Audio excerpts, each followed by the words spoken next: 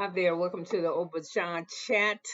I'm here today to recap with you Love After Lockup, Season 5, Episode 7, and I will catch you over more Episode 8, maybe an hour after this, because it came on, the day is Sunday. I think it came on Friday and I missed it. So anyway, let me not hold you up. We are with Brittany, and she's talking to Anthony, and she said she's going to stay in the guest room because she feels uncomfortable, and he says he ain't looking for a roommate, that she needs to step it up because I done did all this stuff for you, ride you around town, buy birthday gifts for your kids, birthday party, took you to the party. I wasn't welcome to stay in. I had to sit outside in the car with my son looking retarded as hell for like 2.5 hours, just hanging out, waiting for you to get finished whenever the fuck you felt like being finished.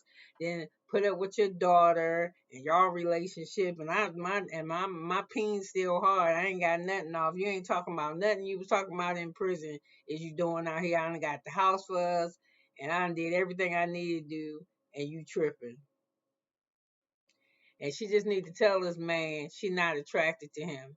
We find out, I think it's in the next, not this episode, but we find out in this episode that she's starting not to believe nothing that he's saying to her. Okay, that he was supposed to give her $1,200 and he only gave her $5, and she didn't get that whole $500 to her kids, so she want to know the other seven. That he tell her he can't get the seven until Monday because he can only, and she say why, and he said because I can only take like a 500 limit out on the weekend. That's my ATM Max. And she like, me. So she said, I don't believe you. Let me see. It's online banking. Let me see. So anyway, she see it and it's $3,000. And to her, that's funny because she's like, you told me you had money. And I'm going to tell you, $3,000 is a lot of money to me, but $3,000 is a lot of money to somebody who ain't got no money. You understand what I'm saying?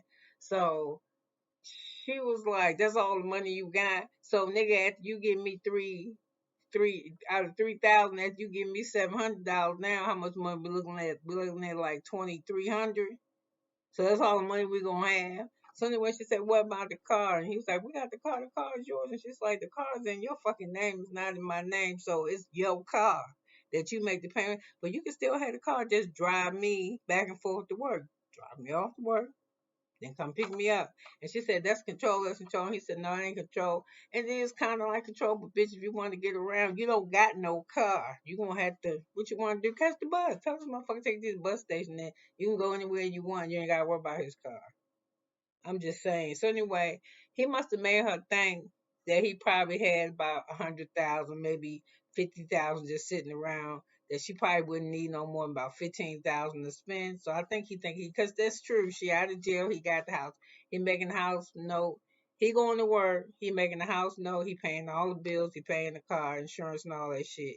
She got kids. She don't work. She ain't getting money from nowhere. She probably got shit she got to pay that he gonna pay for. So I'm just thinking, he thinking for her to get on her feet with him helping her, she was gonna be under 15 grand because her basic life shit is already met.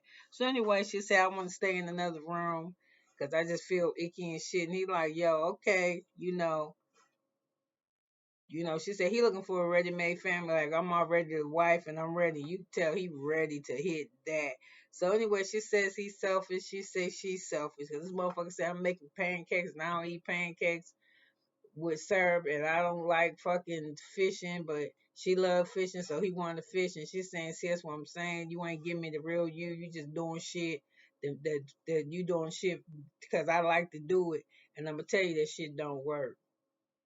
It make you like how you feel, and bitch, I'm doing all this pancake, going fishing, fucking with your kids, staying outside during the party, and you ain't even getting up nothing. I'm giving up everything. You can't give me something that's free, that's right there between your legs. Hell nah." So anyway,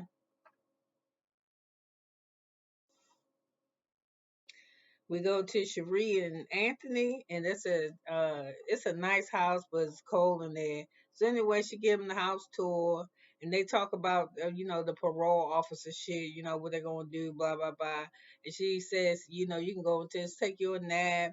And he's like, okay. And you said clean up, and she starts talking about how she should clean up the house better. Then he say something, and so anyway, she in there trying to make him something to eat. And his crazy ass looking mama. Because I told my daughter, I was like, I'm older, but I don't want to do that.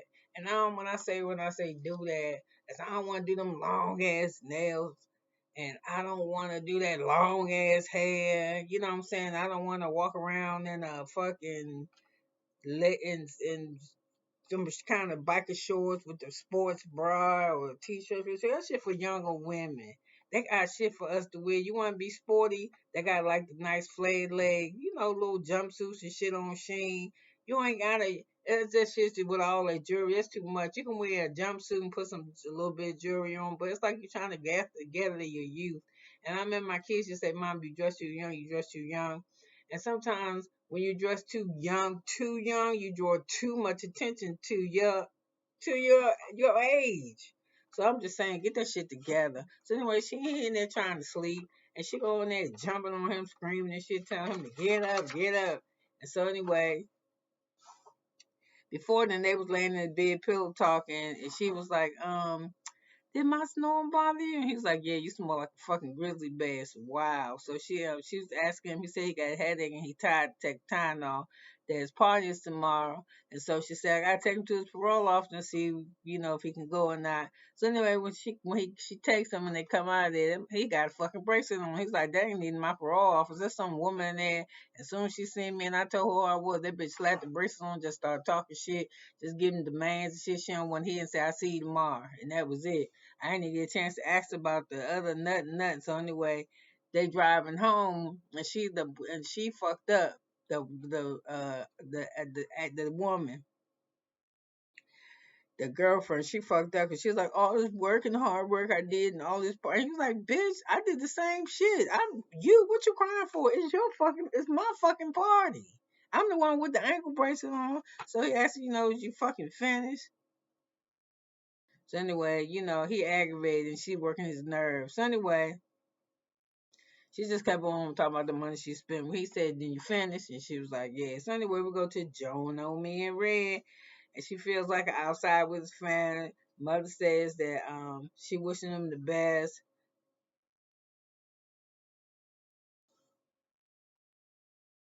Um,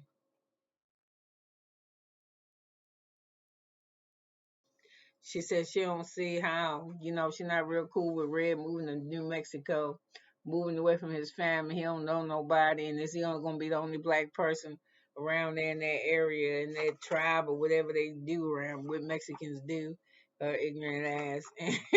and and she was like, yeah, he gonna be the only black person around there, so she need to be aware of that shit, cause Mexicans stick together and he around there trying to put foot or hands on her.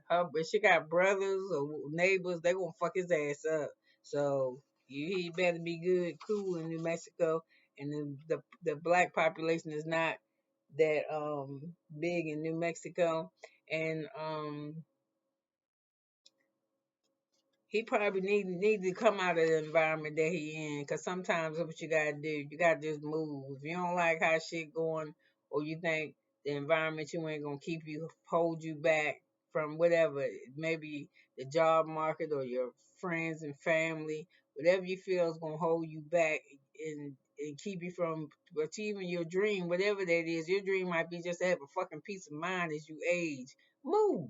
So let him move. Yeah, let him move. He'll be all right. But she might fuck around on him though, cause she hiding the tail now.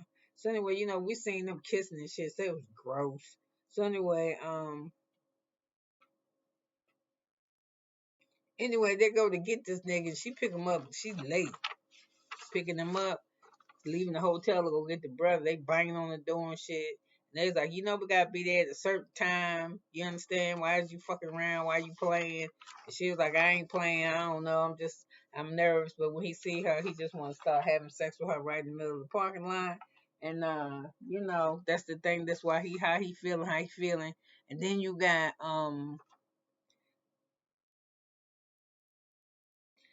Andy and Brittany again, and she going in there in the room to tell him that she don't think that she could do this shit with him. You know, she said, you've been lying to me. You lied to me about a whole bunch of shit, and now it's coming to pass that you can't do the things that you said you was gonna do. So she said, she didn't think it was gonna be like this.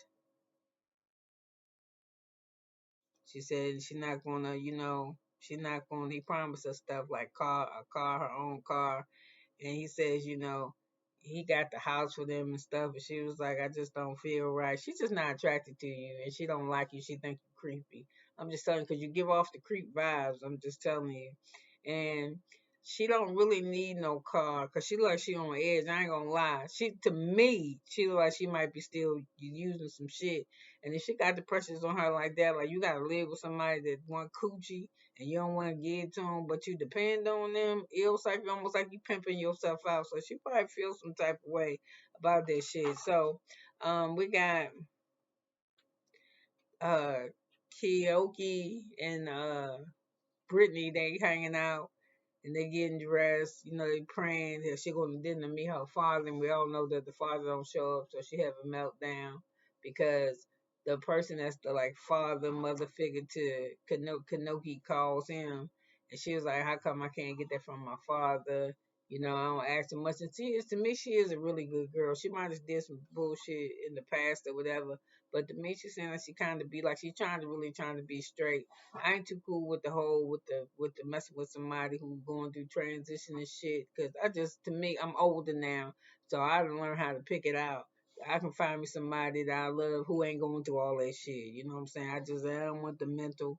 I don't want to. I'm a person that believes that the opposite of what I was raised to believe. I don't think love is no struggle.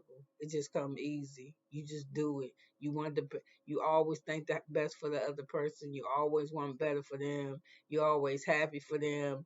And anything outside of that, that shit ain't love. So I don't know what the fuck, what the struggle. If every time I turn around, I to come get you from somewhere, or you cheating on me, or you taking money that's supposed to support us and the family, doing buying hoes and gambling and drinking it and snorting it, putting me in eviction notice and having me so I can't sleep at night. That shit, that is not no love. And I don't want to watch nobody. No, I just want to have a good time in life. I want to have fun. I want to live life to the fullest. And to me, struggling with that shit ain't nothing. You know what I'm saying? I don't want to live up under no bridge with no motherfucker. Although I've said that shit, I live up under a bridge with you. I live up under the bridge with you. But we be that car where that cardboard, that shit would not hold my words, that I be fucking talking so much shit, the spit that be coming out my mouth will just fucking just sog the walls up. So I'm just saying, I don't believe in, and I hope somebody hear me that's younger than me. If that motherfucker making you do, not making you, but causing you a whole bunch of grief and shit, that shit ain't no love. If I got to figure out, call you or put a track on your car or be with my girlfriends helping her fill out a fucking one of these fucking dating websites, and on these websites, who's calling me? Oh, I know who called me. Somebody I blocked. She'll call me back. Anyway, I'll call them, man. I mean, I gotta wrap this shit up. So anyway, if you gotta deal with that type of shit, leave it alone. So anyway, she look cute. Her shoes, she crying, and he trying to hold on to her. And Kelly calls from prison, and she look nice, and he just tell her, she just tell her, fuck it, some people just ain't there. And what else do we have? Oh, we don't got nothing else on that. We want to say this though on the sidebar. I heard that I heard that Red's mom, but it's been a long time ago, 18 years ago, that she was arrested, man. She one of them people that for her lifetime, she had tear 3 child defender or something. She got arrested every 90 days. Yeah, what her whereabouts is. It said it's back in the day. She did some fucked up shit to some kids. Ages is like 4, 6, and 7, some minors, like some real raunchy shit. And they say 3 is the highest tier you can get with that. You got to register every 90 days, every time you move. Got to take a picture and shit.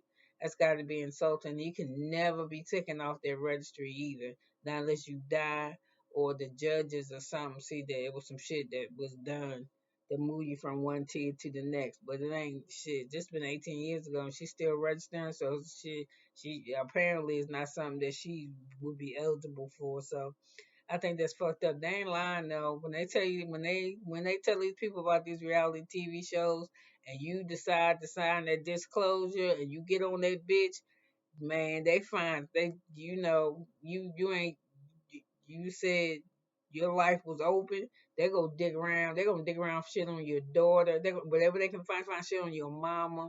I'm just saying. So, man, I wouldn't even want my kids to know no shit like that about me. I mean, I don't know. And she was actually accused of this shit. This ain't no alleged shit for her. This is some shit. But anyway, let me get off this thing. Go call this girl who I blocked on my phone. She must want to see if I want to hang out.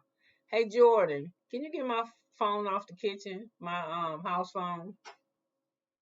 I don't want to get off this thing because I don't know how to edit. So I'm just gonna tell my daughter to get the phone.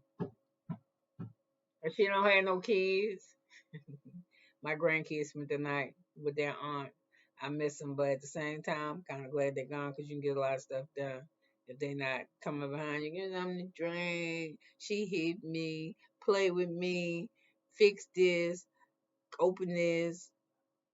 I want this yogurt. I need a blanket. I'm cold. Somebody bring me toilet paper. They just be on it, yo. And it's three of them. The oldest one not too bad. She 10, so she tends to. She loves to draw. She's a wonderful artist. She very much like her father. God rest his soul. She's good at art, so she's out occupied with that. And she like anime shit. I think it's the Japanese cartoon shit looking. She draws stuff like that. She like ramen noodles. She like a little. She green though. She ain't like hood. Like she don't rap. She don't know no rap songs. She like Taylor Swift and shit. Yeah, we like some of the same shit, but I'm usually not. She say I'm hood. I listen to rap music all day. She'll listen to anything. She'll listen to musicals and shit like Rent. Ooh, she only 10. So anyway, she ain't never brought me the phone. But let me get off of this thing. You could have been anywhere in the world, but you're here with me for 17 minutes, and I'm happy. I am that you spend time with me. So let me get off of this thing so I can give you the update of the love after lockup with this episode. Thanks. Bye now.